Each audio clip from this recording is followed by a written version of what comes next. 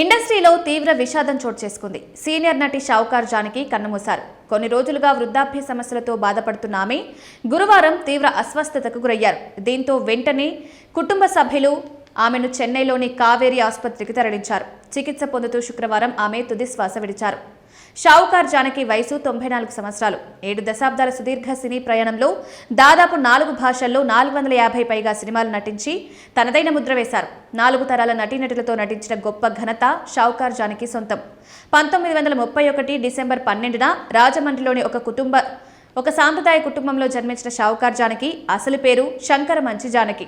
చిన్నప్పటి నుంచి కళల మీద ఉన్న ఆసక్తితో కేవలం 14 ఏళ్ల వయసులోనే మద్రాసు వెళ్లి ఆకాశవాణిలో రేడియో ఆర్టిస్ట్గా కెరీర్ ప్రారంభించారు. చిన్న వయసులోనే వివాహం జరగడం, తర్వాత కనీసం 3 పూటల తినడానికి కూడా లేని పరిస్థితుల్లో ఆమె తీవ్రమైన ఆర్థిక ఇబ్బందులు ఎదుర్కొన్నారు. కుటుంబ భారాన్ని మోయడానికి, పిల్లల ఆకలి తీర్చడానికి తన భర్త అనుమతితో ఆమె సినిమా రంగం వైపు అడుగులు వేశారు. ఎల్వి ప్రసాద్ గారి దర్శకత్వంలో 1950లో ఎన్టీఆర్ సరసన షావుకార్ సినిమాతో హీరోయిన్గా సినీ రంగ ప్రవేశం చేశారు. తొలి సినిమా బ్లాక్ బస్టర్ కావడంతో ఆ సినిమా పేరే ఆమె ఇంటి పేరుగా మారిపోయి శాశ్వతంగా షావుకార్ జానకిగా చరిత్రలో నిలిచిపోయారు. తెలుగు, తమిళ, కన్నడ, మలయాళ భాషల్లో ఎన్టీఆర్, ఏఎన్ఆర్, ఎంజీఆర్, శివాజీ గణేశన్, రాజ్ కుమార్, ప్రేమ్ నజీర్ లాంటి దిగ్గజ హీరోలందరి సరసన నటించి మెప్పించారు. ఎన్టీఆర్, ఎంజీఆర్, కరుణానిధి, జయలలిత లాంటి 4 ముఖ్యమంత్రులతో కలిసి స్క్రీన్ షేర్ చేసుకున్న ఏకైక సీనియర్ నటిగా ఆమె అరుదైన రికార్డు సొంతం చేసుకున్నారు.